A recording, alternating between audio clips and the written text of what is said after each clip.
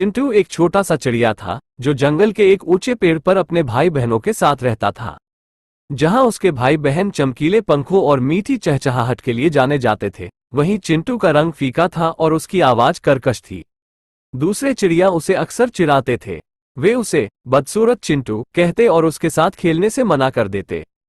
चिंटू इससे बहुत दुखी होता था। वो अकेला बैठा रहता और सोचता, काश मैं भी उनके जैसा सुंदर होता। एक दिन चिंटू उदास होकर जंगल में घूम रहा था। तभी उसे एक बूढ़े तोते से मुलाकात हुई। तोते ने चिंटू की उदासी को समझ लिया और उससे पूछा, बच्चे, तुम इतने दुखी क्यों हो? चिंटू ने उसे सारी बात बताई। तोते ने ध्यान से सुना और फिर कहा, बेटा, सुंदरता सिर्फ देखने में ही नहीं होती, बल्कि दिल में भी होती है। अच्छे गुण और दयालुता ही असली सुंदरता है। तोते की बातों ने चिंटू को सोचने पर मजबूर कर दिया। उसने महसूस किया कि तोता सही कह रहा था। वो भले ही दिखने में सुंदर न हो, लेकिन वो दयालु है और दूसरों की मदद करने के लिए हमेशा तैयार रहता है। कुछ दिनों बाद जंगल में भयंकर आग लग गई। सभी जानवर दहशत में भाग रहे थे। चिंटू ने देखा कि एक छोटा सा खरगोश आग में फंसा हुआ है। बिना किसी डर के चिंटू आग के पास गया और खरगोश को अपनी चोंच में दबाकर सुरक्षित स्थान पर ले गया। जंगल के सभी जानवर चिंटू की बहादुरी से प्रभावित हुए। उन्होंने उसे सच्चा हीरो माना। उस दिन से किसी ने भी चिंटू को उसकी दिखावट के लिए नहीं चिढ़ाया। वे उसे उसके अच्छे गुणों और दयालुता के लिए सम्मान देने लगे। चिंटू ने सीखा कि असली सुंदरता दिल से आती है। भले ही वो दिखने में अलग था, लेकिन उसके अच्छे गुणों ने उसे सबका प्रिय बना दिया। चिंटू की कहानी यहीं खत्म नहीं होती। उसकी यात्रा अभी शुरू ही हुई थी। चिंटू को अपनी गायन प्रतिभा का भी पता चला। जंगल में घूमते हुए उसने पाया कि वो विभिन्न पक्षियों की आवाजों की नकल कर सकता है।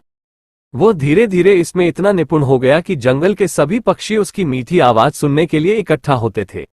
एक दिन राजा के महल में एक भव्य उत्सव का आयोजन किया गया। सभी तरह के कलाकारों को प्रदर्शन के लिए आमंत्रित किया गया। चिंटू ने भी अपनी किस्मत आजमाने का फैसला किया। महल में चिंटू ने अपनी अद्भुत गायन प्रतिभा का प्रदर्शन किया। उसने जंगल के विभिन्न पक्षियों की आवाजों की इतनी सटीक नकल की कि राजा और सभी मेहमान मंत्रमुग्ध हो गए। उन्हें चिंटू की साधारण सी दिखावट से कोई फर्क नहीं पड़ा, बल्कि उसकी कलात्मक प्रतिभा ने उनका दिल जीत लिया। चिंटू को राजा के दरबार में गायक के रूप में नियुक्त किया गया।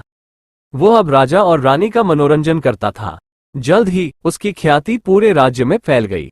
चिंटू की कहानी हमें सिखाती है कि असली सुंदरता हमारे दिखावट में नहीं, बल्कि हमारे गुणों और प्रतिभाओं में होती है। हमें अपने अंदर छिपी प्रतिभाओं को खोजने और उन्हें निखारने का प्रयास करना चाहिए। दूसरों की तरह दिखने की कोशिश करने के बजाय हमें खुद को स्वीकार करना चाहिए और अपनी खासियतों को अपनाना चाहिए। चिंटू की कहानी एक प्रेरणा बनकर आगे बढ़ती है।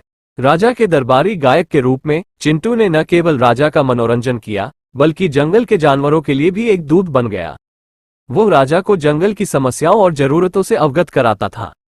राजा चिंटू की बातों को गंभीरता से सुनता था और जंगल की रक्षा के लिए उचित कदम उठाता था।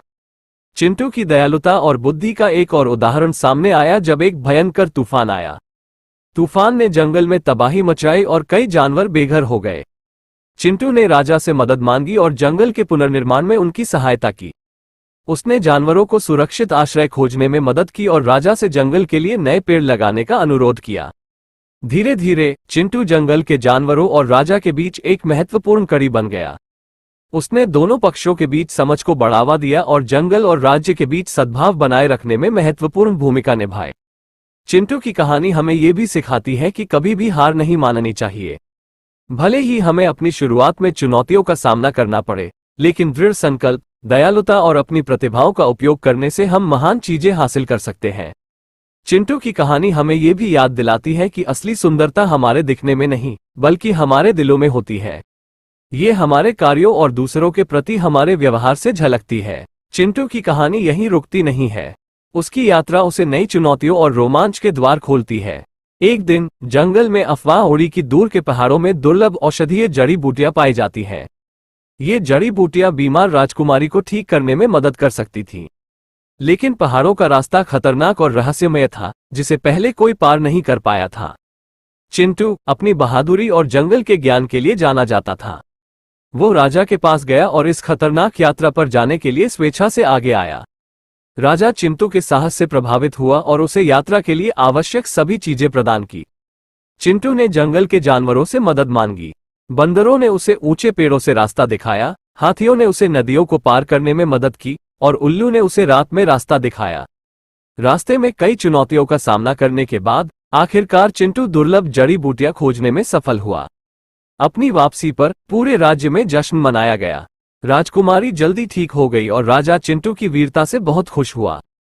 चिंटू को राजा के सबसे सम्मानित दरबारियों में से एक के रूप में सम्मानित किया गया। चिंटू की कहानी हमें सिखाती है कि कभी भी हार नहीं माननी चाहिए और अपने लक्ष्य को पाने के लिए दृढ़ रहना चाहिए। ये हमें ये भी याद दिलाती है कि मदद के लिए दूसरों से हाथ मिलाना और उनकी सराहना करना महत्वपूर्ण है। चिंटू की यात्रा हमें ये भी बताती है कि साहस, दया और बुद्धि हमें जीवन में कठिन परिस्थितियों को पार करने में मदद करती हैं। चिंटू की कहानी एक प्रेरणादायक यात्रा है जो यहाँ समाप्त नहीं होती। राज दरबार में सम्मानित स्थान पाने के बाद चिंटू ने अपने ज्ञान और अनुभवों को साझा करने का बीड़ा उठाया। उसने जंगल के युवा पक्षियों को गाना सिखाना शुरू किया। वो उन्हें जंगल के बारे में बताता, खतरों से बचने की तरकीबें सिखाता और जीवन के मूल्यों को समझाता। धीरे धीरे चिंटू जंगल के लिए एक बुद्धिमान गुरु बन गया। वो न केवल गायन का गुरु था बल्कि जीवन का गुरु भी था।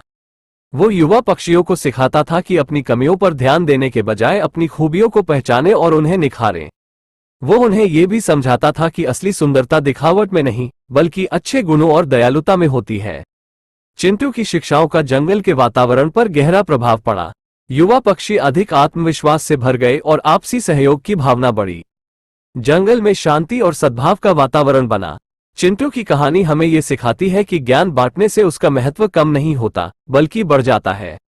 ये हमें ये भी याद दिलाता है कि दूसरों को सिखाना न केवल उनकी मदद करता है बल्कि हमें भी सीखने का अवसर प्रदान करता है।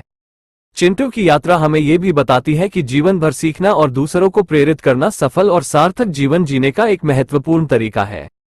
चिंटू की कहानी भले ही यहाँ समाप्त हो, लेकिन उसकी विरासत जंगल में गूंजती रहती है।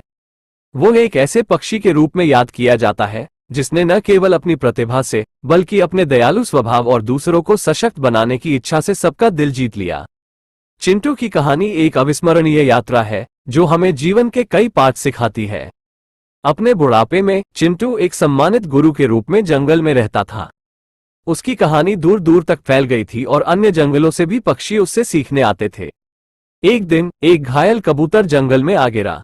चिंटू ने उसकी देखभाल की और उसे स्वस्थ होने में मदद की।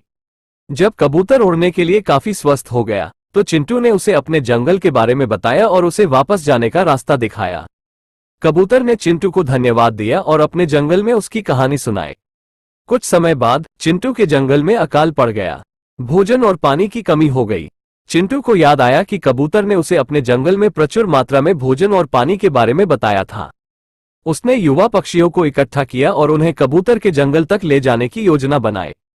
चिंटू की अगुवाई में पक्षियों का एक समूह कबूतर के जंगल की ओर उड़ गया। रास्ते में कई चुनौतियों का सामना करने के बाद वे आखिरकार वहां पहुंच गए। कबूतर के जंगल के पक्षी उन्हें देखकर हैरान हुए, लेकिन चिंटू की कहानी सुनने के बाद उन्होंने उनकी मदद करने का फैसला किया। दोनों जंगलों के पक्षियों ने मिलकर भोजन और पानी इकट्ठा किया। चिंटू के जंगल के पक्षी भोजन लेकर वापस आए और अकाल से उबरने में सफल रहे। ये घटना चिंटू के जीवन का एक महत्वपूर्ण सबक था। उसने सीखा कि दयालुता और सहयोग किसी भी चुनौती को पार करने में मदद कर सकते हैं। उसने ये भी सीखा कि विभिन्न जंगलों और प्रजातियों के बीच मित्रता और सहयोग सभी के लिए फायदेमंद हो सकता है।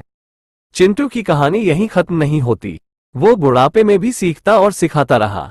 उसकी कहानी पीढ़ी दर पीढ़ी जंगल में जीवित रही, ये याद दिलाती रही कि असली सुंदरता हमारे दिखावट में नहीं, बल्कि हमारे दिलों में, हमारे कार्यों में और दूसरों के प्रति हमारे व्यवहार में होती है।